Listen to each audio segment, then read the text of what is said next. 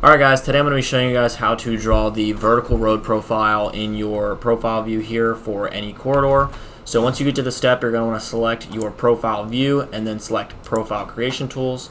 You can name your profile. I usually just name it the same name as the alignment, center road, and then I'll add PG because it's the proposed vertical road profile. I'm going to select CVLX Design Profile as the profile style, and then the label set is going to be no labels. I'm going to go ahead and press OK.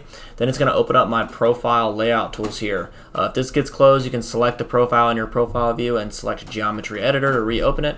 And now that I need to draw in my profile, I'm going to start by drawing in PVIs. So I'm going to select this little button right here to insert the PVIs.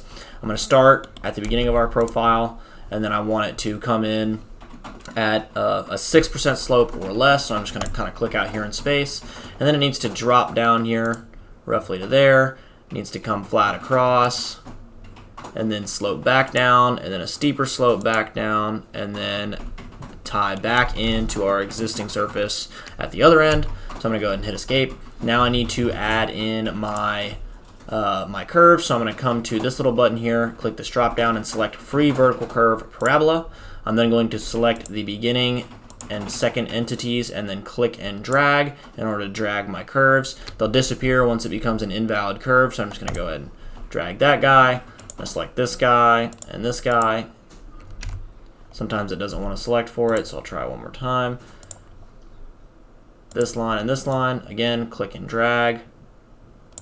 There's only so far that you can drag, like that. We're going to come all the way over to this end, do the same thing. Click and drag. Same thing right here, click and drag. And then same thing for this last curve. Click and drag. Now that I have all my curves added in and my lines added in, I'm going to select the profile here and then click Edit Profile Labels. That's going to open up this Profile Labels pane here. The ones that I'm going to add is I'm going to select lines, and then I'm going to add the standard style, and then I'm going to select crest curves and add standard high point, and sag curves and add standard low point. Hit apply, OK. Now it's going to show me my slopes as well as the K values for each one of my curves. So there's a couple changes that need to happen here. This needs to be no greater than 10% slope, and then this guy coming at the entrance needs to be no greater than 6%. So I'm just going to grab this PI and move it until this guy is closer to 6%.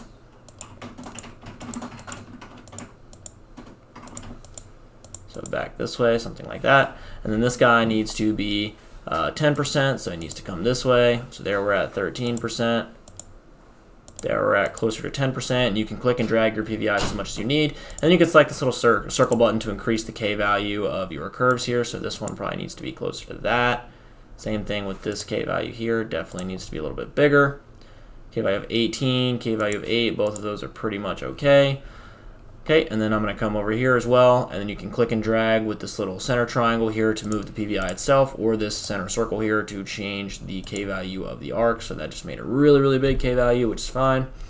And then once you've got your slopes and your K values where you want them to be, you have your vertical road profile.